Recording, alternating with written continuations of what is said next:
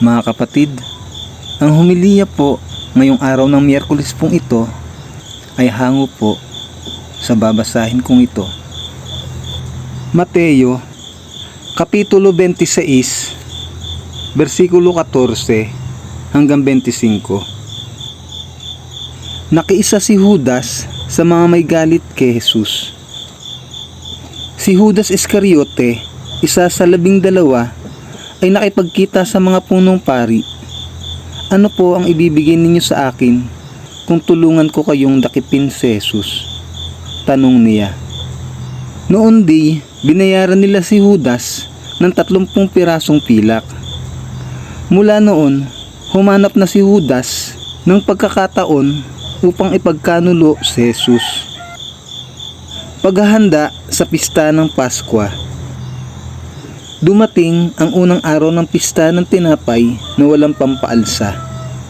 Lumapit kay Jesus ang mga alagad at nagtanong, "Saan po ninyo nais na maghanda kami ng hapunang Pampaskwa?" Sumagot siya, "Puntahan ninyo sa lungsod ang isang tao at sabihin ninyo sa kanya, ipinapasabi po ng guro na sumapit na ang kanyang oras. Siya at ang mga alagad niya'y sa bahay ninyo kakain ng hapunang Pampaskwa." Sinunod ng mga alagad ang utos ni Jesus, at dooy inihanda nga nila ang hapunang Pampaskwa. Ang banal na hapunan. Nang gabing iyon, dumulog sa mesa si Jesus kasama ang 12. Sinabi ni Jesus habang sila'y kumakain, "Tandaan ninyo, ako'y pagtataksilan ng isa sa inyo."